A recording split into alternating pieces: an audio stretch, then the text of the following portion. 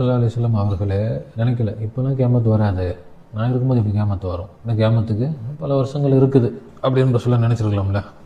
ஆனால் ஹதீஸ்களில் சஹாபாக்கள் சொல்கிறாங்க, ரசூலுல்லாவுடைய காலத்தில் கொஞ்சம் மேகம் இருட்டிருச்சுனாலே நாங்கள் நினைப்போம் என்ன அது கியாமத்து வந்துருச்சுன்னு பள்ளிவாசலுக்கு ஓடி போவோம் அப்படின்றாங்க. இப்போ அவ்வளவு நெருக்கமானது கியாமத் நபி ஸல்லல்லாஹு அலைஹி வஸல்லம் அவர்களோடு. எப்போ கடைசி நபி வந்துட்டாங்களோ அப்போ அடுத்து கியாமத்து தான். அந்த அளவுக்கு 1400 வருஷம் ஆயிடுச்சு. 1400 வருஷத்துக்கு பிறகு வந்த முஸ்லீம் என்ன சொல்கிறாங்க, கியாமத்துக்கு இன்னும் 1000 வருஷம் இருக்குங்க, இப்போ உடனே கியாமத்து வந்துருமா? 1400 வருஷத்துக்கு முன்னாடியே ரசூல்லா இப்போ வந்துருமோன்னு எதிர்பார்த்தாங்க. 1400 வருஷத்துக்கு பிறகு இப்போ சொல்கிறாங்க இன்னும் வராது. யார் சொல்கிறது? அதே ரசூல்லாவை ஏற்றுக்கிட்டவங்க தான் சொல்கிறாங்க. இப்போ ரசூல்லாவை ஏற்றுக்கிட்டவங்களா இருந்தால் என்ன சொல்லணும்? இப்போ வந்துருமோன்னு தெரியலையே, இப்போ கூட வந்துடலாம். இப்போ ஒரு மூமினை பொறுத்த வரைக்கும் மவுத்தும் தூரத்தில் இல்லை. மவுத்து எங்கே இருக்குது? அதுக்கு இருக்குங்க இன்னொரு 40-50 வருஷம் இருக்குது. இப்போவா போய் நான் மவுத்தான் போகிறேன் அப்படி? மவுத்தும் என்ன இல்லை, தூரத்தில் இல்லை, மவுத்தும் பக்கத்தில் தான். எந்த அளவு பக்கத்தில்?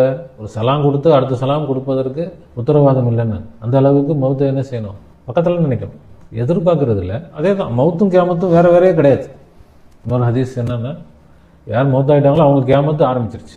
அதே தான் மவுத்துக்கு என்ன சட்டமோ அதே சட்டம் தான் கியாமத்துக்கும். ஆனால் மவுத்துனாச்சும் ஒரு 40-50 வருஷம், கியாமத்து இருக்குதுங்க இன்னும் ஒரு 4000 வருஷம் இருக்கும். இப்போ ஒன்று அழிஞ்சிருமா உலகம்?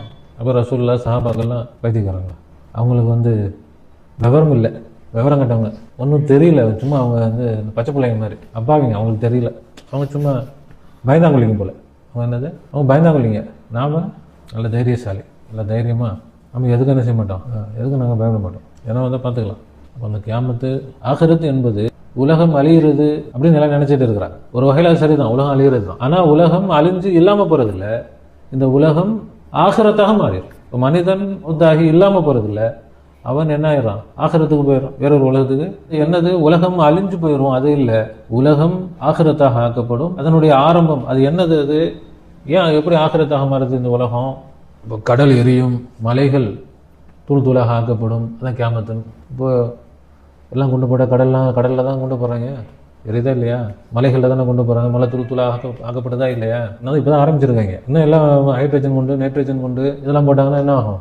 வானம் சுருட்டப்படும், சூரியன் ஒளி இழக்கும். சூரியன் ஒளி இழக்கும்னா சூரியனே ஒளி இழந்து போகிறதும் அர்த்தம் வைக்கலாம். சூரிய ஒளி பூமிக்கு வராமல் போயிடும். என்ன கொண்டு போட்டால் நாட்கள் பூமி இருளாயிரும். இந்த பூமியில் அந்த வெடிப்புகை வானத்தை சூழ்ந்துக்கிறோம். நாட்கள் அது வான மண்டலத்திலே இருக்கும், காற்று மண்டலத்தில் அந்த விஷம் இருக்கும், அந்த புகை இருக்கும். பூமியில் எப்படி, பூமியில் இருட்டு தான் இருக்கும். சூரியன் ஒளி இழந்து போச்சா?